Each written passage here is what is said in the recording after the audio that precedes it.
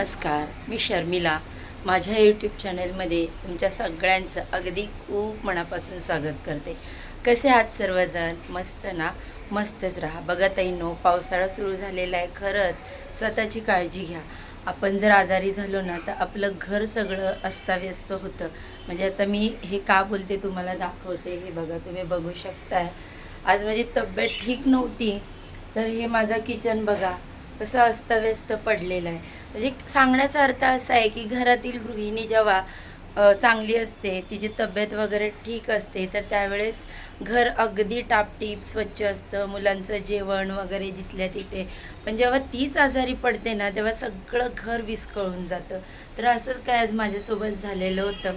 असो, आता मला जरा बरं वाटतं आहे. मी गोळ्या घेतल्या आणि थोडा आराम केला होता नाश्ता करून. आता उठले तर पुढचं मग बाकी सगळी जी काही नॉर्मल साफसफाई आहे ती मी आज करणार आहे.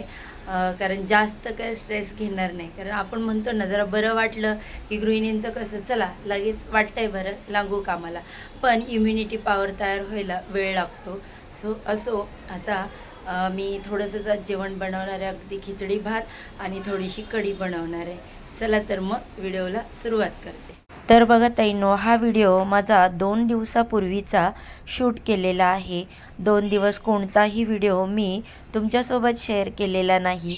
व्हिडिओ शूट तर केला होता, पण व्हॉईस ओव्हर करण्याइतपत देखील ताकद माझ्यामध्ये नव्हती. मी मगाशीच तुम्हाला बोलले की तब्येत डाऊन असल्यामुळे मी कोणतंही यूट्यूबचं काम करू शकले नाही. असो, आता बघा पावसाळ्याचा दिवस असल्यामुळे तब्येतीमध्ये असा चढ उतार हा होतच राहतो. आणि खास करून महिला ज्या आहेत ना, तर त्या आपल्या तब्येतीकडे खूपच दुर्लक्ष करतात. तर प्लीज असं करू नका. आपण जर आजारी पडलो तर घरामध्ये सगळंच काही ठप्प होऊन जातं. म्हणजे मुलांची स्कूल असते, त्यांचे ट्युशन असतात, मग त्यांच्या जेवणाचे याचे सगळेच प्रॉब्लेम होऊन जातात. मग काय करणार? मग त्याच्यामुळे आपण स्वतःची काळजी घेणं पण गरजेचं आहे. पण बघा, आजारपण तर काही कोणाला सांगून येत नाही आणि ते मुद्दामी येत नाही. आता आल्यानंतर काही त्याला ऑप्शन नसतो. व्यवस्थित चांगले डॉक्टरकडे जा, मेडिसिन्स घ्या. आणि हो, जर लोकल डॉक्टरकडे तुम्हाला नाही फरक पडला तर लगेचच MD डॉक्टरला तुम्ही तुमचं कन्सल्ट करून घ्या. कारण अशा 1-2 केसेस आमच्या जवळच्या मी पाहिलेल्या आहेत, म्हणून मी तुम्हाला सांगते. चला तर असो, आता मी इकडे तुमच्यासोबत जे काही माझं छोटंसं रुटीन आहे आजचं, तर ते शेअर करणार आहे. तब्येत ठीक नसल्यामुळे मी जास्त काही जेवणाचा तामझाम केलेला नव्हता. आणि या दिवशी तर श्रीचे पप्पा श्री आणि जानू हे तिघे पण गावी गेले होते. मी आणि ऋतूज फक्त दोघी इथे होतो. आमच्या घरी पंढरपूरच्या वारीला जाणारी दिंडी जेवणासाठी म्हणजेच महाप्रसादासाठी येते, त्यामुळे मोठा कार्यक्रम असतो. पण यावर्षी तब्येतीमुळे मला काही जाता आलं नाही. असो, आता काही प्रॉब्लेम असतात असे. आता माझी इकडे कढी करून झाली. लगेचच मी दोघींसाठी तसा छान जो भात आहे म्हणजे दाल खिचडी लावली. चवीनुसार मीठ, थोडीशी हळद आणि याच्यामध्ये तुम्ही तेल पण टाकू शकता, पण मी 1 चमचा तूप टाकलं होतं. एवढंसं जेवण करून घेतलं आमच्या दोघींसाठी आणि लगेचच जेवणाची जी भांडी पडली होती ती साफ करून घेतली. आता जेव्हा ऋतू घरी असते तेव्हा ती करते सगळं, पण ऋतू या टायमिंगला ट्युशनला गेली होती, त्याच्यामुळे बाकीचं काम तर मलाच आवरावं लागलं.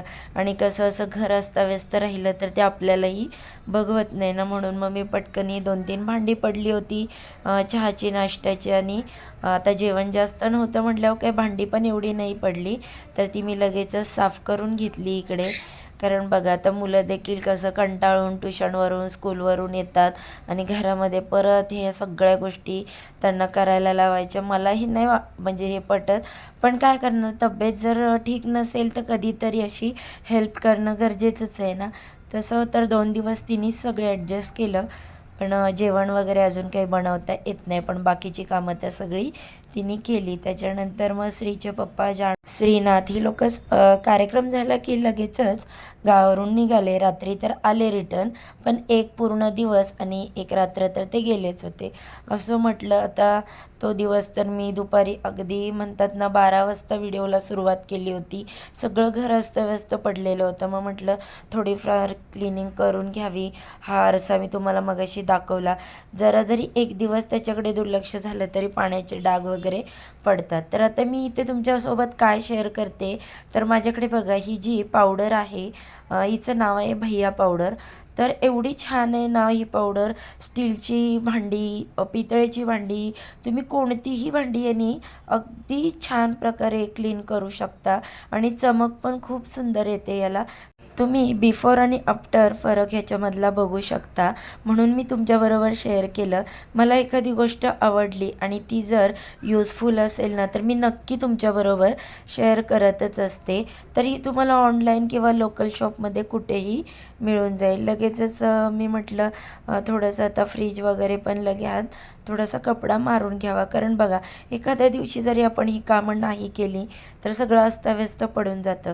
बरं तर वाटत नव्हतं, पण त्यातून पण हात काय राहतच नव्हता. म्हणतात ना, सुट्टी सगळ्यांना असते, पण घरातील गृहिणीला, आईला कधी सुट्टी नसते. आणि हा एक असा दुसरा पसारा वाढलेला आहे बघा.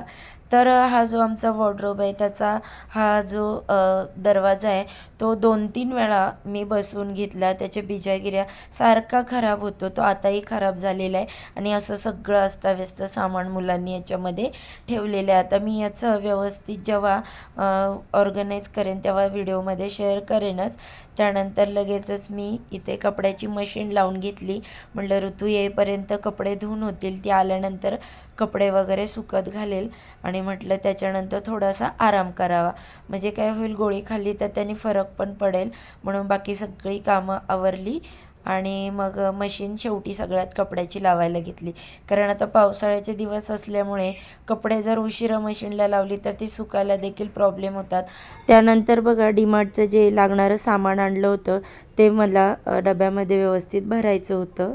आता बघा हे जे डीमार्टमधून मी सामान आणलेलं होतं 2 दिवस झाले, पण तब्येत ठीक नसल्यामुळे अशाच पिशव्या पडून राहिलेल्या होत्या. म्हणजे चला हे जरी भरलं पाहिजे व्यवस्थित, नाही तर मुंग्या वगैरे लागतात. खाऊचं पण होतं, जेवढं संपलेलं तेवढंच सामान मागवलेलं, जास्त काही नाही. तर हे असे मी काते, जे आपले स्पंज असतात एका साईडून असा कडक काते असतो तसे स्क्रॉच बाईटचे घेते, बरे पडतात हे. जे आपली काचेची वगैरे भांडी असतात तर त्याला क्रॅश जाऊ नये म्हणून एका साईडून स्पंजने आपण घासू शकतो. त्यानंतर माझा हा वायपर खराब झालेला होता.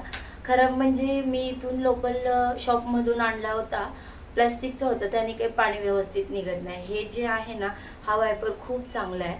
तर मला ह्याची रिव्ह्यू खरंच चांगली आहे, त्याच्यामुळे मी नेहमी हाच वापरते. त्याच्यानंतर मुलांसाठी खाऊ, आता बघा पावसाळ्याचे दिवस चालू असल्यामुळे आपण काही जास्त बाहेरचं खात नाही, आणत नाही. तर मिसळ वगैरे करायला लागते म्हणून असा हा फरसाण मागवला. याची टेस्ट पण खूप छान असते. तर म्हटलं चला आता हे भरून ठेवावं. त्याच्यानंतर हा जो लसूण चिवडा आहे, जेवताना जरी आपल्याला असं तोंडी लावायला घेतलं तरी खायला त्याची टेस्ट खूप छान लागते आणि तोंडाला चव येते, त्याच्यामुळे हा देखील मी आणत असते. त्यानंतर आता हे जे काते बघितले ना आपण, तशाच पद्धतीचा हा आहे, पण हा रफ आहे. जे आपले म्हणजे खराब झालेली भांडी, दुधाचे टोप वगैरे असतात तर त्याने आपण चांगल्याने क्लीन करू शकतो. म्हणजे मग माझे हे प्रत्येक ह्याच्यामध्ये 2 हे असतात सामानात. आता महिन्याला तर काही संपत नाही, पण जर संपलं असतं 2 महिन्यातून वगैरे तर मी हे 2 पाऊच आणत असते. त्याच्यानंतर चणे माझ्या दीदीला म्हणजे ऋतूला, जानूला फार आवडतात खायला. असं काही भूक वगैरे लागली की त्यांना चणे आवडतातच, लागतातच, त्यामुळे चण्याचं पॅकेट नेहमी असतो. त्याचबरोबर मी तुम्हाला आता त्या दिवशी शेअर केलेला होता हा भेळचा पॅकेट, तर हा मी आणून ठेवलेला आहे. कारण बघा पाऊस असला तर मुलं बाहेर पण जाणार नाहीत, काय आणायला सांगितलं तर, आणि बाहेरचं सहसा खायला मी देत पण नाही. म्हणून मग ह्याच्यामध्ये आपण फक्त काही कांदा, टोमॅटो, कोथिंबीर वगैरे चाट मसाला टाकला की ती पाहिजे अशी बाहेर जशी ओली भेळ मिळते ना, तर तशी भेळ होते. आणि संडेला आहे ना, त्याच्यावर ऑफर असतात 1 वर 1 फ्री, त्याच्यामुळे हे सुद्धा मी आणलेले होते. त्यानंतर हे असे डार्क फॅन्टसीचे केक आहेत. स्त्रीला काहीतरी स्वीट द्यायला लागतं, भाजी चपाती, ड्रायफ्रूट आणि स्वीट वगैरे, तर मग म्हटलं हे असे पण आणून ठेवलेले होते. म्हटलं कधीतरी भूक वगैरे लागली की दुपारचा त्याला आठवण आली की तरी पण घेऊन तो खातो. त्याच्यानंतर सॉस संपला होता. सॉस ह्याच्यासाठी लागतो, भजी बनवली, पाऊस पडला की लगेच चालू होते मम्मा भजी बनव, भजीबरोबर मग सॉस खायला लागतो. त्याच्यानंतर फ्राईज असतात, पोटॅटो फ्राईज, त्याच्याबरोबर सॉस लागतो. आणि बऱ्याच दिवस बघा आता हा कुठे गेला तो, सॉरी, पिरी पिरी मसाला हा संपलेला होता. लास्ट व्हिडिओमध्ये पण 2 दिवसाच्या तुम्ही पाहिलं, जानू मला पिरी पिरी मसाला मागत होती, तर मी आता हे पॅकेट आणलेलं आहे लूजमध्ये. असं बघितलं ना तर आपल्याला हे खरंच स्वस्त पडतं असं लूजमधलं. पण बॉटल घ्यायला गेलो ना तर ती बॉटल त्याची कॉस्ट पण जास्त असते आणि त्याच्यामध्ये जेवढी क्वांटिटी असते ना यामध्ये तर तेवढी त्याच्यात भेटत नाही. म्हणून मी आता लूजच आणला. एका काचेच्या कंटेनरमध्ये मी तो व्यवस्थित आता भरून ठेवणार. त्याच्यानंतर सॉसेस संपले होते माझे हे सगळे, ते रेड चिली सॉस, त्यानंतर विनेगर आणि हा green chilli sauce, soya sauce होता म्हणून आणला नाही. मी काही मोठ्या बॉटल आणत नाही, पडतात स्वस्त त्या, पण एवढ्या प्रमाणात जास्त चायनीज बनवलं जात नाही ना, म्हणून मग म्हटलं अशा छोट्या छोट्या जर संपल्या की लगेच आणता येईल. आणि जेवढं सामान संपलेलं तेवढंच मी डीमार्टवरून आणलेलं होतं. कसं वेस्टेज जास्त आणून घरात स्टोअर करून पण ठेवायचे, त्याच्यामध्ये पैसे पण गुंतले जातात आणि मग त्याची डेट पण कधी कधी संपली जाते, मग ते आपल्याला फेकून द्यावं लागतं. मग जेवढं बघते अगोदर डब्यांमध्ये किती आहे काय आहे, मग त्यानुसारच सामान भरते. आता इथे फक्त तेलाच्या पिशव्या आहेत त्या मी 2च आणलेल्या आहेत, कारण मागच्या बाजारामध्ये भरलेलं माझं तेल होतं, म्हणून म्हटलं चला 2च घेतल्या, कारण जास्त घेऊन कशाला ठेवायच्या उगाच. आणि हे आहे ते बघा पॉपकॉर्नचे पॅकेट्स. आपलं रेडीमेड एकदा कुकरला लावलं आणि 2-3 मिनटात आधी छान पॉपकॉर्न होऊन जातात. म्हणजे त्याच्या ऑप्शनमध्ये टिफिनला द्यावं लागतं ना, ऋतूचा काही टिफिन नसतो, ट्युशनला जाते म्हणून. तर जानूला आणि श्रीला भाजी चपाती बरोबर थोडंसं काहीतरी वेगळं म्हणून स्वीट आणि असं काहीतरी द्यावं लागतं, म्हणून हे देखील आणते.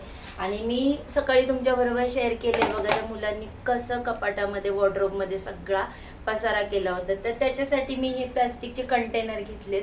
म्हटलं चला आता याच्यामध्ये व्यवस्थित सगळं ऑर्गनाईज करेल.